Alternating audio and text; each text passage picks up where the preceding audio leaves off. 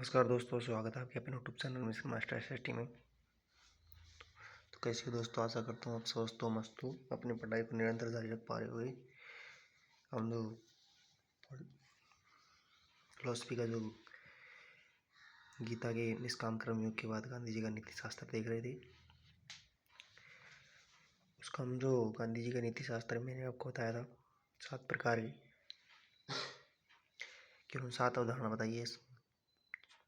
सर्वोदय की अवधारणा, न्यायधारिता, सत्य, अहिंसा, साधन व साध्य, पवित्रता, सत्याग्रह और धर्म और नैतिकता। इसमें हमने आपको कल एक छोटी सी क्लिप के माध्यम से सर्वोदय की अवधारणा के बारे में बताया था। आज हम देखते हैं न्यायधारिता, सत्य, अहिंसा, साधन व साध्य, पवित्रता।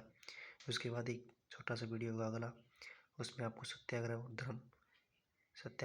व धर्म और नैतिकता का छोटा वीडियो मिलेगा। तो देखते हैं न्यायधारिता के बारे में।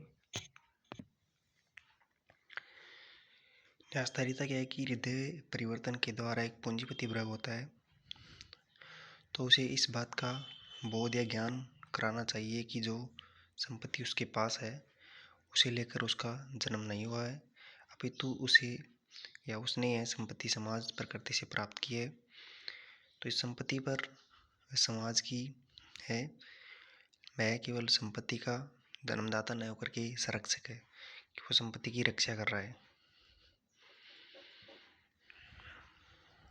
तो यह सिद्धांत सर्वोदय से संबंधित है।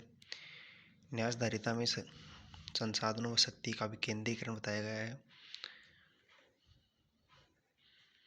इस शक्ति पर सभी का समान अधिकार होता है। और यह गांधी जी का जो पहला टॉपिक है सर्वोदय से संबंधित बताया गया है। और इसकी अवधारणा है राम राज्य की। अब देखते हैं अहिंसा। अहिंसा क्या है कि किसी व्यक्ति को मन वचन कर्म से किसी प्रकार की आहति या चोट नहीं पहुंचानी चाहिए। इसी के बारे में गांधी जी ने बताया है कि सबसे पहले बताया है कि उन्होंने ये सकारात्मक पक्ष रखना चाहिए सभी के प्रति। दूसरा बताया कि सभी जीवों के प्रति सब दया भाव रखना चाहिए। उसी के साथ साथ बताया तीसरा जो पूछा गया एग्जाम में कि सभी के प्रति मन वचन कर्म से हिंसा नहीं सोचना चाहिए, कि करना नहीं, सोचना ही नहीं चाहिए मन वचन कर्म से। उसके बाद बताया गांधी जी ने कि अहिंसा के 2 रूप होते हैं, तो सकारात्मक या नकारात्मक। अहिंसा सभी पर समान रूप से लागू होनी चाहिए, गांधी जी ने बताया।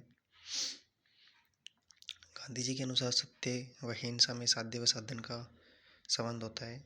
साध्य व साधन, सत्य तो साध्य है और साध्य के रूपी जो कार्य करते हैं उससे हमें अहिंसा रूपी साधन प्राप्त होता है। गांधी जी के अनुसार किसी भी बलशाली व्यक्ति का अहिंसा सबसे बड़ा आभूषण होता है। कोई भी बलशाली व्यक्ति हो वो हिंसा करता है तो वो कोई नैतिक क्रम नहीं है उसका, लेकिन जो अहिंसा करता है उस बलशाली व्यक्ति का सबसे बड़ा आभूषण है। और यह सर्वधर्म संभाव के विचार के अनुसार हमें हिंसा पर ध्यान देना चाहिए और इसी क्रम के आधार पर हमें अहिंसा को अपनाना चाहिए और अहिंसा ही सब कुछ है। इसके बाद देखते हैं सत्य। गांधी जी ने बताया 4 नंबर पर सत्य। गांधी जी के अनुसार सत्य ही ईश्वर है। एग्जाम में पूछा जाता है कि सत्य ही ईश्वर है या ईश्वर ही सत्य है, तो गांधी जी ने बताया कि सत्य ही ईश्वर है। तो सत्य की परिभाषा कैसी है कि किसी भी घटना को जैसे देखा व सुना गया है उसी रूप में उसी का वर्णन करना सत्य कहलाता है। गांधी जी ने सत्य को पवित्र साध्य माना है। सद्गुण, सदाचार व नैतिक मूल्यों का आधार सत्य को माना है। इसको आप ध्यान रखना। गांधी जी ने सत्य को ही पवित्र साध्य माना है। तो उसके बाद देखते हैं साधन व साध्य की पवित्रता। गांधी जी के अनुसार इन दोनों के मध्य अप्रत्यक्ष संबंध है, मतलब साधन के बिना साध्य प्राप्त नहीं होता है। तो इन दोनों में बीज, मतलब कि साधन को तो बीज बताया और वृक्ष को बताया साध्य, ये दोनों में संबंध है। पवित्र साधन से हमें पवित्र साध्य की प्राप्ति हो सकती है, लेकिन अपवित्र साधन से हमें पवित्र साध्य की प्राप्ति नहीं होती। इसीलिए गांधी ने बताया कि पवित्र साधन के माध्यम से पवित्र शादी की पवित्रता ही रहती है। साधन व साध्य एक दूसरे के आश्रित होते हैं, एक दूसरे पर आश्रित होते हैं। गांधी जी के अनुसार अहिंसा रूपी साधन के माध्यम से सत्य रूपी ईश्वर को प्राप्त किया जा सकता है।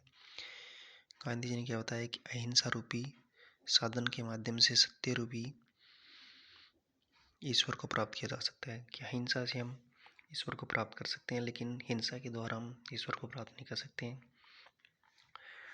तो दोस्तों बताना कमेंट में कि कैसा लगा आपको ये फिलॉसफी का छोटा सा पार्ट, और हम अगली वीडियो में गांधी जी का नीति शास्त्र कंप्लीट कर देंगे। ओके दोस्तों, जय हिंद, जय भारत।